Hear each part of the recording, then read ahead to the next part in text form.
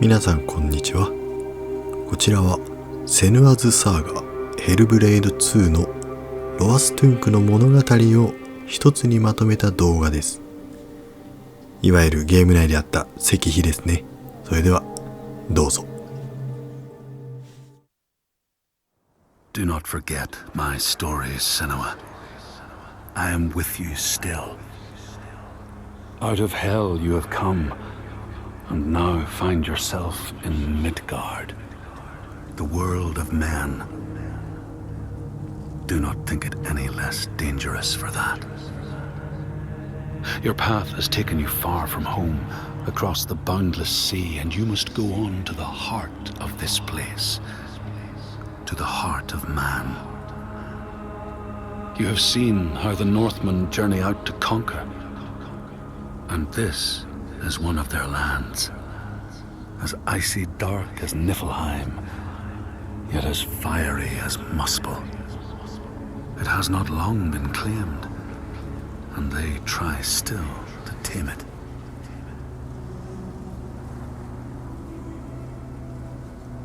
The Skald's verse speaks of a man called Grettir the Strong. A strange and bloody life he led. And it happened in this land you have come to. Listen to his story, Senua, for it may in some small way illuminate your own.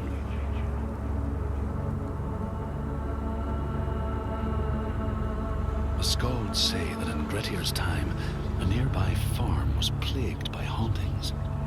A shepherd called Glamour was killed by some evil force, found dead in the snow, bloated and black. His body could not be taken to burial, because he was held fast to the ground. So it was left. 3 days after his death, the body was missing.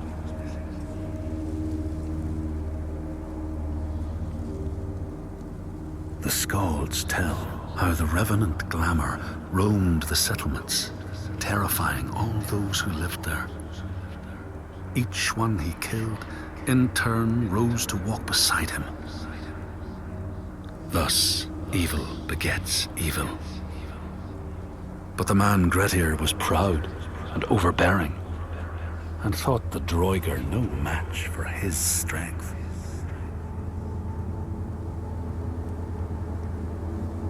The Skalds say that Grettir fought and killed the Droiger Glamour, but not before Glamour had cursed him.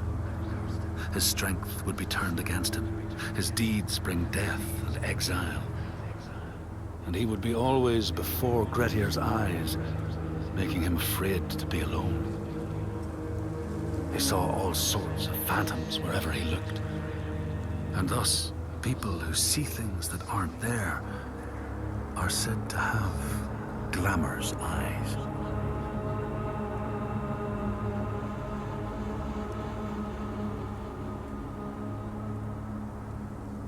The Skalds tell how in the time of Grettir's kinsman Thorgrim, there was a terrible famine. No crops could be grown, and the fish fled the nets. It lasted years, and the people were desperate. There was no respite even in spring, since terrible gales from the north would rise up and set in for weeks. This is a cold and unforgiving land, Senua.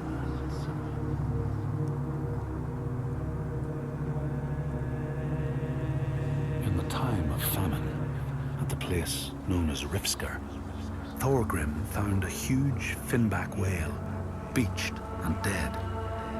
His neighbour, Thorfinn, had already found it and was in the process of flensing it. But Thorgrim claimed it as his own. Thorfinn said he would not give it up without a fight. If that's what you want, Thorgrim said, let it be so. And he launched a blow at Thorfinn, cutting off his head in one strike.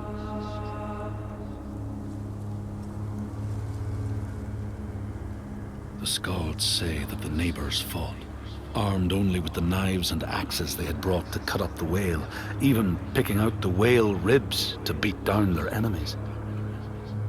Thorgrim's men had loaded their boats with whale meat, but as they went to leave, one of their opponents struck Thorgrim's brother a fatal blow.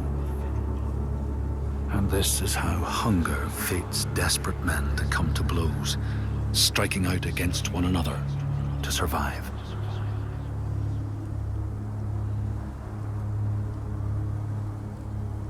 The Skalds speak of the time Grettir, traveling with some others, ran into rough weather and docked their boat on an island.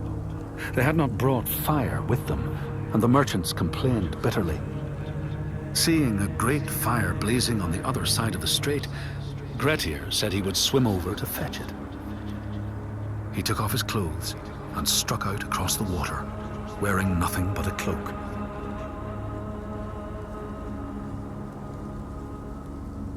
When Grettir came to the farm where the fire was burning, all was peaceful.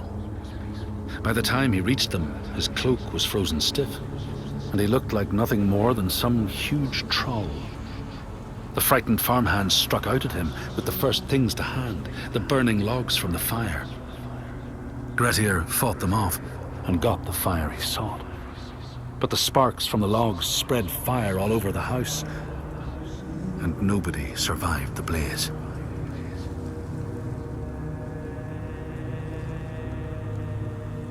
The Skalds say that Grettir swam back across the strait, keeping the fire safe from the water. His friends applauded Grettir's bravery, but when word spread about the massacre at the farm, people took against Grettir. Nobody wanted anything to do with him, and when the news reached the Althing in the summer, Grettir was pronounced an outlaw. All doors would hence be shut to him.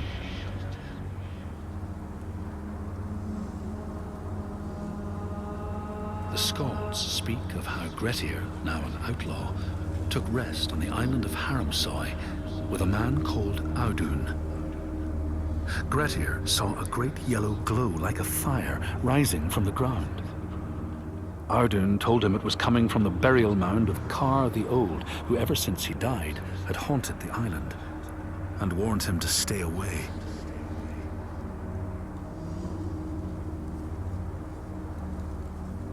The Skalds say Grettir wanted the sword that was buried in Kar's howe, and would not be deterred from seeking it. He broke the mound open and started digging until he reached the timber props. By this time it was night. Audun warned him again not to continue, but Grettir threw down a rope and went inside the mound. No light penetrated it, and it reeked of death. But he persisted in exploring.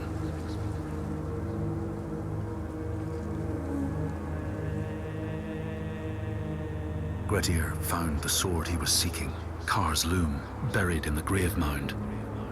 He went to leave, but before he could reach the rope, something grabbed him from behind, and Grettir realized the mound dweller would not let his treasure go. The two fought ferociously until Grettir got the advantage and chopped off the revenant's head. But Kar's loom would prove his undoing, fated to be the sword that killed him.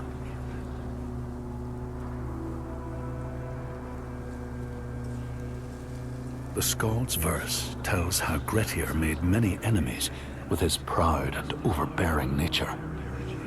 Always quick to anger, his strength and fighting prowess meant that even the most trivial of quarrels met a fatal end.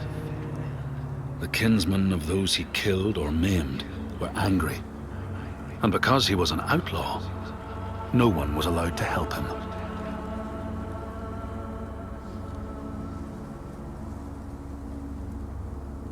The outlaw Grettir fled to the island of Drangi. His enemies knew he was there, but he was still so strong and fierce, nobody could shift him. Thorbjorn, first among his foe, sent his foster mother to see Grettir. She was a Seithkona and very wily. She enchanted a tree branch and sent it to wash up on Drangi. Grettir tried to cut it up for firewood, but his axe flew back and struck him in the leg. The wound blackened and festered, and Grettir feared his time was close.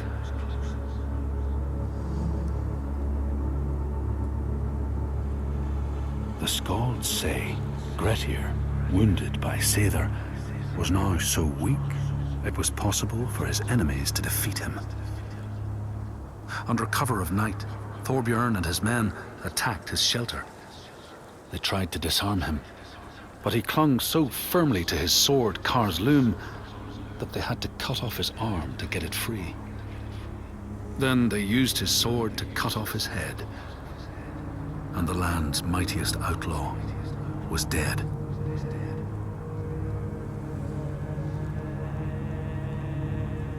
As the Droigar glamour had predicted, all Grettir's brave and fine deeds brought him misery. So fate makes prisoners of us all. But it was Grettir's nature that made him fight the Droigar, and Grettir's nature that led to blood feud and exile. So what is truly our prison, Senua? Is our path ordained, and we powerless to change it? Or do we blame uncertain powers for what we ourselves ordain?